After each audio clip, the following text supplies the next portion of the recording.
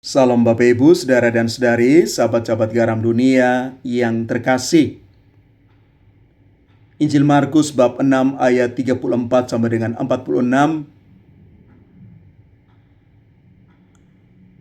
adalah perikop Injil Yesus memberi makan 5.000 orang. Ketika Yesus mendarat dan melihat orang banyak itu, tergeraklah hatinya oleh belas kasihan kepada mereka, karena mereka seperti domba yang tidak mempunyai gembala. Maka mulailah ia mengajar mereka banyak hal. Inilah kutipan dari Injil Markus bab 6 ayat 34 sampai dengan 44. Yesus melihat kerumunan orang banyak bukan sebagai gangguan, melainkan sebagai domba-domba letih dan tersesat.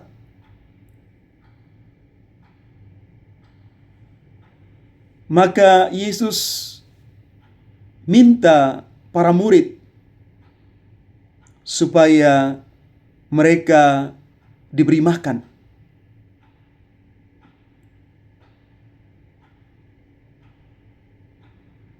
Ketika hari menjelang malam, hanya ada 5 roti dan 2 ikan dari seorang anak kecil. Yesus mengambil yang sedikit itu, mengucap syukur, memecah-mecahkannya, dan terjadilah mujizat. 5.000 orang laki-laki, belum termasuk perempuan dan anak-anak, makan sampai kenyang, bahkan masih tersisa 12 bakul. Hati Yesus yang berbelas kasih, tergeraklah hatinya oleh belas kasih. Dalam teks asli kata Yunani, belas kasih itu menggunakan kata esplaniste. Belas kasih yang dalam sekali. Belas kasih yang sungguh emosional. Yesus tidak hanya mengasihi secara teori, kasihan secara teori, tetapi ia benar-benar merasa lapar dan haus untuk mengasihi mereka. Yesus tahu bagaimana kelaparan yang dialami dan bagaimana orang yang datang itu kehilangan arah. Yesus lapar dan haus akan kasih yang mau dia bagikan bagi mereka. Pertanyaan untuk kita, apakah kita juga masih bisa tergerak hati melihat orang-orang di sekitar kita?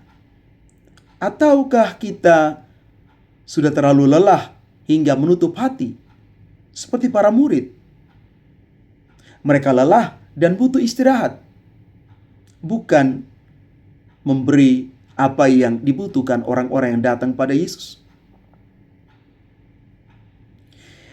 Yesus tidak pernah mengeluh soal kekurangan.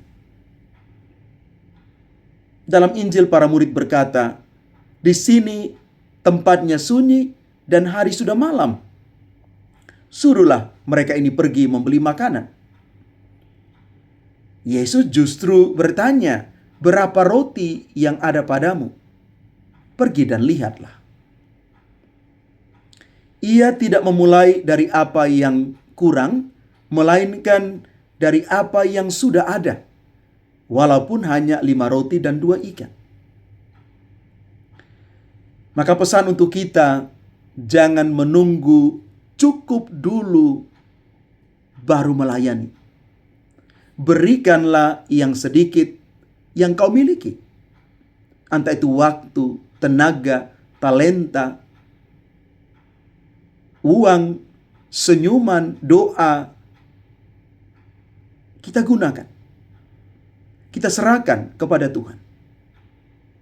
Karena Tuhan itu maha mengubah yang sedikit menjadi berkelimpahan. Kelimpahan ini sungguh terjadi di dalam Ekaristi. Ekaristi adalah mujizat teragung yang Yesus berikan bagi kita. Markus menggunakan kata-kata seperti perjamuan malam terakhir.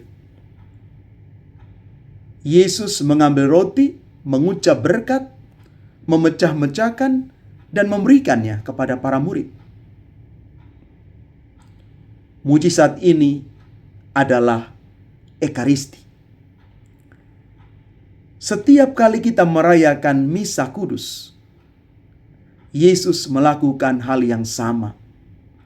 Dia mengambil roti kehidupan kita yang mungkin hanya 5 roti dan 2 ikan, mengucap syukur walau hidup kita penuh kekurangan, memecah-mecahkannya, membiarkan kita dipecah-pecahkan dalam pelayanan, lalu membagi-bagikannya kepada dunia, kepada orang lain. Hasilnya, dunia menjadi kenyang, orang menjadi puas, dan masih ada sisa berkat bagi kita.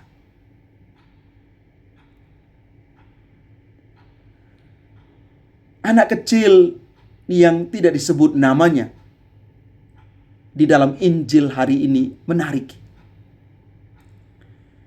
Injil hanya menyebut seorang anak kecil yang memberikan bekalnya.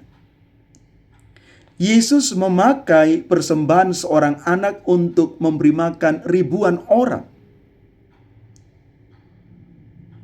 Tuhan sering memakai yang kecil dan tidak terkenal untuk melakukan perkara-perkara besar.